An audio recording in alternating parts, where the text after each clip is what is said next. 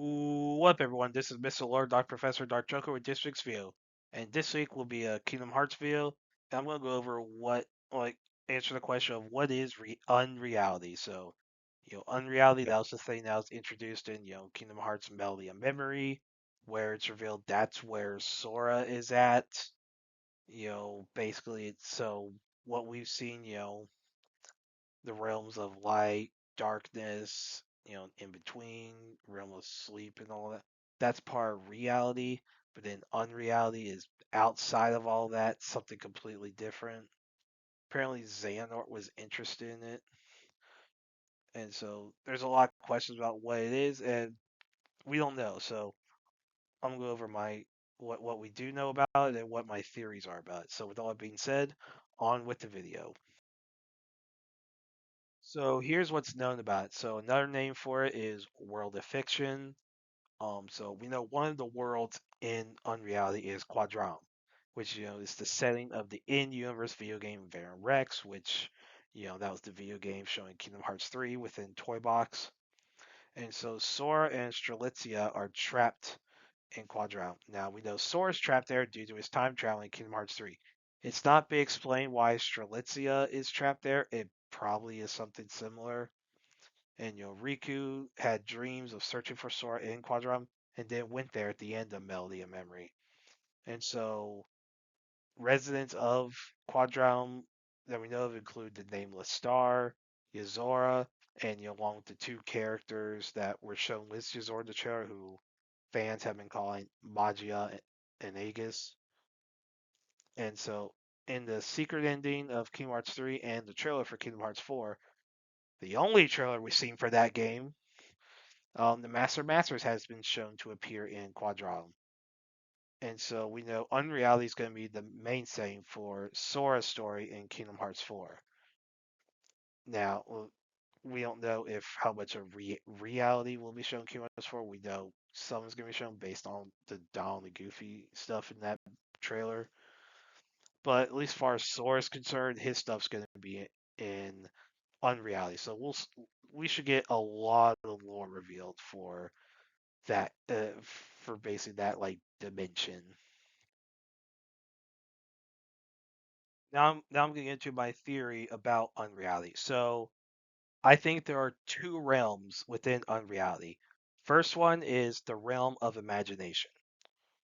So I think a comparison to this would be Imagination Land from South Park. So to those who have watched that trilogy, which is a great, trilogy of episodes in South Park, you had the whole realm where anything that someone imagined appeared in. Of course, you had the guy who had sing the song, imagination, imagination. That song in order to open a portal to that realm where. So now I'm not saying that that's going to be the case in this. No, I'm not saying that in Kingdom Hearts. But basically, it's a similar thing where anything that someone had imagined, like characters, live within the realm of imagination. So in South Park, you had an imaginary version of Jesus because you had Jesus existing within South Park, and of course Jesus is a real historical figure. Jesus was real; he was the Son of God. Anyway, basically, because in South Park he was a talk show host as well as being the Son of God. The talk show host plot point wasn't really used in the later seasons. It was only a very early seasons kind of thing. And so but then you had an imaginary version of him, and imagination that was part of like the lean counts. Of course, you had Luke Skywalker, and then Butters imagined a version of his father that would basically just ground him a lot, and Cartman imagined versions of himself and Kyle that fulfilled the bet that was made. Let's just put it that way. Regarding like it was like finding a leprechaun, and of course also where the leprechauns were from. Anyway, so basically, the real imagination is going to be a similar thing where worlds and like character stuff that were imagined by people, so in universe fiction, is going to exist there. And this kind of thing actually kind of fits within Disney. So, in a lot of the theme parks, imagination is discussed a lot. So, in a lot of, the fireworks shows, you know, parades, and then Fantasmic in Hollywood Studios, formerly known as MGM. So yes, I am old enough to remember when it was still called MGM. So if you have not seen Fantasmic in Disney World, I highly recommend watching. It's actually very entertaining. But imagination is a very major like thing in that. A lot of it's based on Mickey's imagination. Disney villains trying to go after like Mickey's imagination. And then the engineers in the theme parks are called Imagineers. So imagination is a very major thing within Disney. So having a realm based on imagination, so that actually fits in within Disney, and there's a lot you could do with that. So as far as what we have seen of it, I mean, Verum Rex, obviously, with Quadratum. Then you have all the Wreck-It Ralph worlds, that were showing Union Cross. So we know Quadratum's going to be in Kingdom Hearts 4. I think it is safe to say the Wreck-It Ralph worlds will be as well, but that's a whole other thing. Like, I'll make a worlds prediction video like later. And I think and I think the real imagination is how Star Wars and Marvel will get used. And the reason why this would be a better place for them is that there's a lot of lore issues that would come from having Star Wars and Marvel in reality because you have, the Force within Star Wars. You have, the Force and Kingdom Hearts, all basically both being real. There'd be a lot of lore issues with that. It's like, okay, does one supersede the other, whatever? Is like Kingdom Hearts the heart of the Force or something? Like, I would say I'd say it's better to avoid that little, like, issue and just have Star Wars be a fictional franchise within Kingdom Hearts. And also in Marvel. So you have the Infinity Stones, you have the Norn Stones, the Nine Realms, the multiverse. Um then you have, like you have like so like the Celestials, the Elder Gods, you know. There's a lot of things that like would cause some lore issues. I mean, yes, we do have gods within Kingdom Hearts because you have the Olympic gods in Olympus, in Hercules from Hercules. Now, I also another reason why it helps to have Star Wars and Marvel in the realm of imagination is that you can use characters from multiple time periods within that. So for Star Wars, you can have original trilogy era characters, prequel era characters. Some people would say sequel trilogy era characters. I'd say don't go there. Don't get it. While I do think Square Enix would handle those characters a lot better than Disney has, like I can guarantee Square Enix would handle it so much better, or would actually handle those worlds were way better than Disney has, and would not be the first thing Square Enix has handled better than Disney. Like most princess movies, Square Enix has actually done better at. Anyway, so, but maybe Old Republic, and maybe some EU stuff. Okay, they probably went through EU, as cool as that would be. And Marvel, you have your World War II era stuff, Captain America, Red Skull, and for people who are you also have your Golden Age characters, you're like Namor the Submariner. Yes, it's pronounced Namor, not Namor. It's Namor. Namor the Submariner. The Golden Age Human Torch. Yes, Johnny Storm's not the original Human Torch. Miss America, the Wizard, Thunderer. The Golden Age Black Widow, aka Clairvoyant. Yes, her name was Clairvoyant. She was a servant of Satan. And then you have, of course, your Silver Age, Bronze Age stuff. Probably not as much Modern Age.